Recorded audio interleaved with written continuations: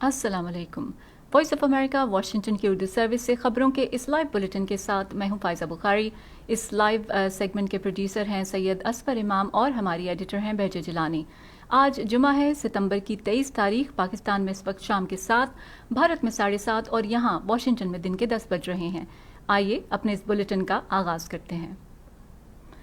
New York में अक़वाम मुत्तहिदा की general assembly के 77वें इजलास में शिरकत के लिए पाकिस्तान के वज़ीर आज़म शहबाज शरीफ की क़यादत में आने वाले पाकिस्तानी वफ़द में शामिल मुशीर ख़ज़ाना मिफ्ताह इस्माइल, वज़ीर मुमलिकत हिना रब्बानी खर और वज़ीर इत्तलात मरियम औरंगज़ेब ने वॉइस ऑफ अमेरिका की नुमाइंदा आयज़ा इरफान से ख़ुसूसी गुफ्तगू की। मिफ्ताह इस्माइल ने वॉइस ऑफ अमेरिका की उर्दू सर्विस को बताया कि आलमी बरादरी ने मुल्क में सैलाब ज़दगान की बहाली के सिलसिले में बहुत अच्छा रद्द-ए-अमल दिया है और सैलाब ज़दगान की इमदाद के लिए अब तक अमरीका की तरफ से $55 मिलियन और जबकि चीन ने $60 मिलियन का सामान भेजा है। बरतानिया, फ्रांस और जर्मनी ने भी सामान भेजा है। मुशीर ख़ज़ाना के मुताबिक फ्रांस के सदर ने कहा है कि वो पाकिस्तान के लिए एक बैनुल-अक़वामी डोनर कॉन्फ्रेंस मुनक़्क़िद करेंगे।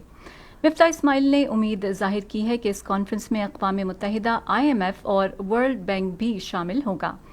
वज़ीर मुमलिकत बराए ख़ारिजा उमूर हिना रब्बानी खर ने वॉइस ऑफ अमेरिका से बात करते हुए कहा कि दुनिया पाकिस्तान में सैलाब से आने वाली तबाहकारियों से निमटने के लिए वादे कर रही है, ताहम देखना यह है कि ये वसाइल किस रफ्तार से पाकिस्तान तक पहुँचते हैं।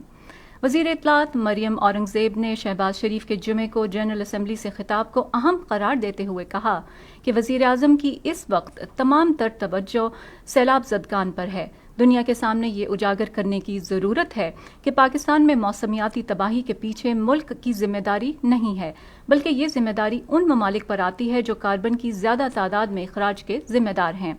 अमरीका के साथ ताल्लुकात पर इजहार ख्याल करते हुए मरियम औरंगज़ेब का कहना था कि पाकिस्तान के हर मुल्क के साथ अच्छे ताल्लुकात रहे हैं, जबकि ममालिक के ताल्लुकात में उतार चढ़ाव भी आता रहता है।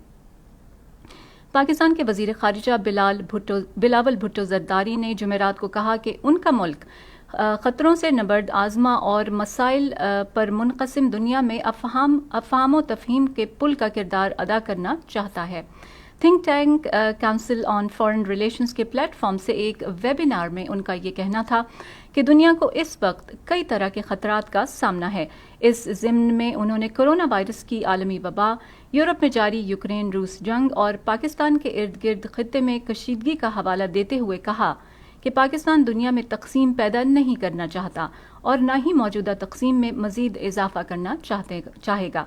उन्होंने 1970 की दहाई में वाशिंगटन और बीजिंग के दरमियान सिफारती रवाबित कायम करने में पाकिस्तान के किरदार की तरफ इशारा करते हुए कहा कि हमने माजी में अमरीका और चीन के दरमियान एक पुल का किरदार अदा किया था।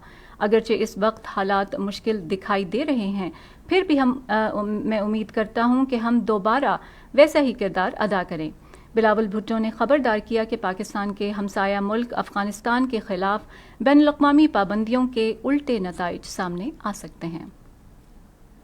तज्ज़ियाकारों का कहना है कि सियासी कशीदगी के नतीजे में खैबर पख्तूनख्वा और वफाकी हुकूमत के दरमियान बढ़ती हुई महाज आराई की वजह से अभी तक अस्करियत पसंदों की वापसी और सरगर्मियां शुरू होने के मसले से निमटने के लिए किसी किस्म की हिकमत अमली को वज़ा नहीं किया गया है, जिससे कल अदम शिद्दत पसंद तंजीम के जंगजू भरपूर फ़ायदा उठा रहे हैं।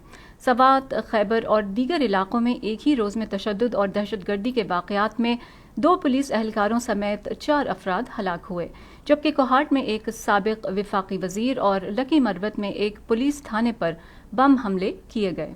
सीनियर सहाफ़ी और तज्ज़ियाकार इस्माइल खान का कहना है कि काबुल में तालिबान के साथ होने वाले मुज़ाकरात और जंग बंदी के मुआहिदे से मुबहम सूरत हाल पैदा हुई है और कौमी सलामती काउंसिल इस सूरत हाल से निमटने के लिए लाए अमल तय करने में नाकाम दिखाई दे रही है। खैबर पख्तूनख्वा हुकूमत के अहदेदारों का कहना है कि सूबाई हुकूमत अज खुद हालात पर काबू पाने के लिए भरपूर कोशिशें कर रही है। अफगानिस्तान के शुमाली सूबे बल्ख में नई इक़्तिसादी राहदारी के जरिए चीन से उज़्बेकिस्तान और किर्गिस्तान के रास्ते तिजारती सामान की पहली खेप जुमेरात को अफगानिस्तान पहुंची है। तालिबान हुकूमत ये खेप हुकूमत पहुंची है ایک پروقار تقریب میں اس کا سامان جو ہے وہ وصول کیا گیا، جس میں طالبان کے سینئر عہدیداروں نے شرکت کی۔ افغانستان میں چین کے سفیر وانگ یو نے ایک ٹویٹ میں کہا کہ یہ سامان 10 دن میں چین سے افغانستان پہنچ گیا ہے۔ چین، ازبکستان، کرغزستان اور طالبان کے حکام نے ستمبر کے اوائل میں تاشقند میں ان 4 ممالک کے درمیان ایک نئی اقتصادی راہداری کھولنے کے لیے معاہدے پر دستخط کیے تھے۔ سگار کی رپورٹ کے مطابق جون تک طالبان نے اپنا موقف برقرار رکھا کہ طالبان مخالف مسلح گروہ ان کی اتھارٹی کے لیے کوئی بڑا چیلنج نہیں ہے، لیکن مئی کے اوائل میں طالبان کی سیکیورٹی فورسز نے جنوب کے پرامن علاقوں سے شمالی صوبوں تک پنجشیر، بغلان اور تخار میں دوبارہ تعیناتیاں کیں۔ نیشنل ریزسٹنس فرنٹ اور افغان فریڈم فرنٹ نے چھوٹے ہتھیاروں کے متعدد حملوں اور گھات لگا کر کیے جانے والے حملوں کے لیے ذمہ داری قبول کی ہے۔ امریکی وزیر خارجہ اینٹنی بلنکن نے جمعرات کو اعلان کیا کہ امریکہ نے میانمار کے اندر اور باہر دونوں جگہ رہنے والے نسلی روہنگیا لوگوں کے لیے انسانی ہمدردی کی اضافی امداد میں تقریباً $170 ملین مختص کیے ہیں۔ بلنکن نے ایک بیان میں کہا کہ تازہ ترین امداد کے بعد اگست 2017 سے روہنگیا پناہ گزینوں کے بحران کے لیے امریکہ کی جانب سے انسانی ہمدردی کی کل امداد لگ بھگ $1.9 ارب تک ہو جائے گی۔ ان کے مطابق یہ امدادی پیکج بنگلہ دیش میں 9,40,000 سے زیادہ روہنگیا پناہ گزینوں اور میزبان کمیونٹی کے تقریباً 5,40,000 ارکان کو خوراک، پینے کا صاف پانی، صحت کی دیکھ بھال، تحفظ، تعلیم، پناہ گاہ، نفسیاتی اور سماجی مدد فراہم کرے گا۔ وزیر خارجہ بلنکن نے تسلیم کیا کہ میانمار کے حالات اس وقت بے گھر ہونے والے روہنگیا لوگوں کی مستقل واپسی اور بحالی کی اجازت نہیں دیتے ہیں، تاہم امریکہ بحران کے حل کے لیے بنگلہ دیش، روہنگیا اور میانمار کے اندر دوسروں کے ساتھ کام کر رہا ہے۔ اقوام متحدہ کی سلامتی کونسل نے جمعرات کو روس کی جانب سے مزید فوجیوں کو متحرک کرنے اور صدر ولادیمیر پوٹن کی جانب سے جوہری ہتھیاروں کے استعمال کی دھمکی پر تنقید کرتے ہوئے یوکرین میں جنگ میں تیزی لانے پر روس کی مذمت کی۔ امریکی وزیر خارجہ اینٹنی بلنکن نے جنرل اسمبلی کے سالانہ اجتماع کے موقع پر کونسل کے وزرائے خارجہ کے ایک الگ خصوصی اجلاس میں کہا کہ کونسل کے ہر رکن کو یہ واضح پیغام بھیجنا چاہیے کہ ان غیر ذمہ دارانہ دھمکیوں کو فوری طور پر روک دینا چاہیے۔ روسی صدر نے یوکرین میں 4 مقبوضہ علاقوں کا بظاہر اپنے ساتھ الحاق کرانے کی ایک کوشش میں وہاں ریفرنڈم کرانے کا اعلان کیا ہے۔ آئرلینڈ کے خارجہ اور دفاع کے امور کے وزیر نے کہا کہ کوئی بھی جعلی ریفرنڈم بنیادی حقیقت کو نہیں بدل سکتا، جبکہ روسی وزیر خارجہ سرگئی لاوروف نے فوجیوں کو متحرک کرنے کے بارے میں یا پوٹن کے تازہ ترین جوہری دھمکیوں پر تو بات نہیں کی، تاہم ریفرنڈم کے بارے میں ان کا یہ کہنا تھا کہ وہ یوکرین کے صدر ولادیمیر زیلنسکی کے بیانات کا نتیجہ ہیں، جنہوں نے یہ کہا تھا کہ جو لوگ یہ محسوس کرتے ہیں کہ وہ روسی ہیں تو وہ روس چلے جائیں۔ ایران نے جمعرات کے روز کہا کہ اسے 2015 کے جوہری معاہدے کی بحالی میں اس وقت تک کوئی فائدہ نظر نہیں آتا جب تک امریکہ یہ ضمانتیں نہ دے کہ وہ دوبارہ اس سے الگ نہیں ہوگا، اور جب تک اقوام متحدہ کے معائنہ کار تہران کے جوہری پروگرام کے معائنے بند نہیں کرتے۔ ایران کے اس موقف کو ایک امریکی عہدیدار نے غیر مناسب قرار دے کر مسترد کر دیا۔ اقوام متحدہ کی جنرل اسمبلی میں ایرانی صدر ابراہیم رئیسی نے کہا کہ ان یقین دہانیوں کے بغیر کہ امریکہ دوبارہ خلاف ورزی نہیں کرے گا، ایک بحال شدہ معاہدے کا کیا فائدہ؟ ایران امریکہ سے ضمانتوں کے علاوہ اقوام متحدہ کے جوہری نگراں ادارے سے اس کے 3 غیر اعلان کردہ سائٹس پر پائے جانے والے یورینیم کے غیر واضح نشانات کی تحقیقات روک دینے کا بھی خواہاں ہے۔ ایران میں پولیس کی حراست میں ایک نوجوان خاتون کی ہلاکت کے بعد ملک بھر میں مظاہرین کی سیکیورٹی فورسز کے ساتھ پرتشدد جھڑپیں جاری ہیں۔ اگرچہ متعدد ایرانی شہروں اور قصبوں میں ہونے والے مظاہروں کی صورتحال ابھی تک مکمل طور پر واضح نہیں ہے، تاہم یہ تحریک 2019 کے بعد سے اب تک کے بڑے پیمانے پر بدامنی کی عکاسی کرتی ہے۔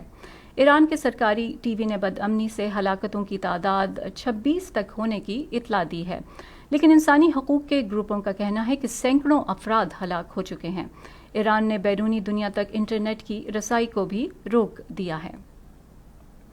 لبنان کے وزیر ٹرانسپورٹ نے بتایا ہے کہ اس ہفتے کے شروع میں لبنان سے روانہ ہونے کے بعد شام کے ساحل کے قریب تارکین وطن کی ایک کشتی ڈوبنے سے کم از کم 71 افراد ہلاک ہو گئے ہیں، جبکہ آج جمعے کو تلاشی کی کارروائیاں بھی جاری ہیں۔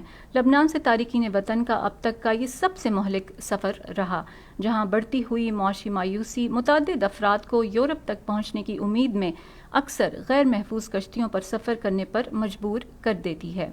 شام کے حکام نے جمعرات کی سپہر طرطوس کے ساحل کے قریب لاشوں کی بازیابی کا آغاز کر دیا۔ شام کی وزارت ٹرانسپورٹ نے بتایا کہ اس کشتی پر تقریباً 150 افراد سوار تھے۔ سعودی عرب نے جمعرات کو اعلان کیا کہ وہ اگلے سال خلائی تربیتی پروگرام شروع کرے گا، جس کے عملے میں ایک خاتون بھی شامل ہیں۔ سعودی عرب کے ولی عہد شہزادہ محمد بن سلمان کی حمایت سے چلنے والے اس پروگرام میں خواتین کی زیادہ سے زیادہ شمولیت پر بھی زور دیا گیا ہے۔ ایک ترجمان نے کہا کہ سعودی عرب پہلی سعودی خاتون کو خلا میں بھیج کر ایک اہم تاریخی واقعہ ریکارڈ کر دے گا۔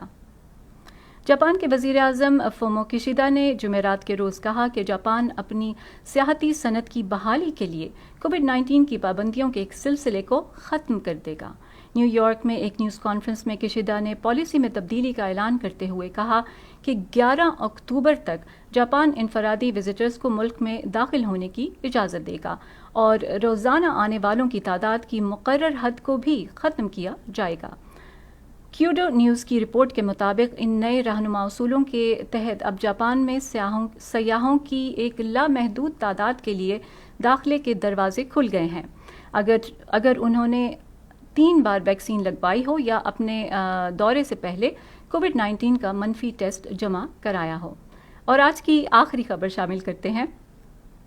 ایک نئی تحقیق سے موسمی درجہ حرارت اور سوشل میڈیا پر نفرت پر مبنی پوسٹس پر ایک تعلق ظاہر ہوا ہے جو ذہنی صحت کو متاثر کر سکتا ہے۔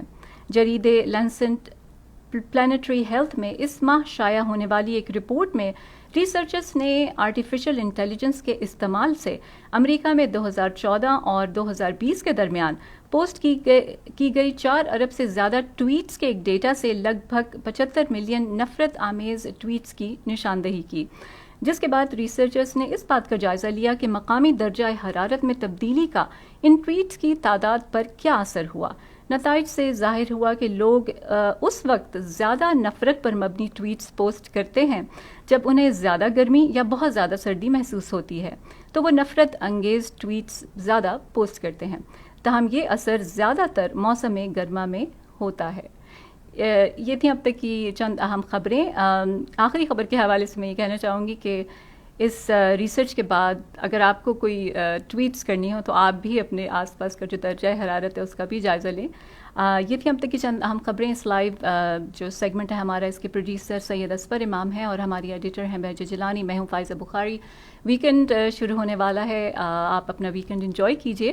اس کے علاوہ جو پروگرامز آپ سے مس ہو گئے ہیں، اس کے علاوہ ہماری پوڈ کاسٹ کی ایک نئی سیریز کل اور آج ہے، اس کی ایک ساتھ جو ہیں اسے بھی سنیے اور ہمیں اپنی فیڈ بیک ضرور دیجیے، کیونکہ ہمیں آپ کی فیڈ بیک بہت ہمارے لیے امپورٹنٹ ہے، ہمیں اس کا انتظار رہتا ہے۔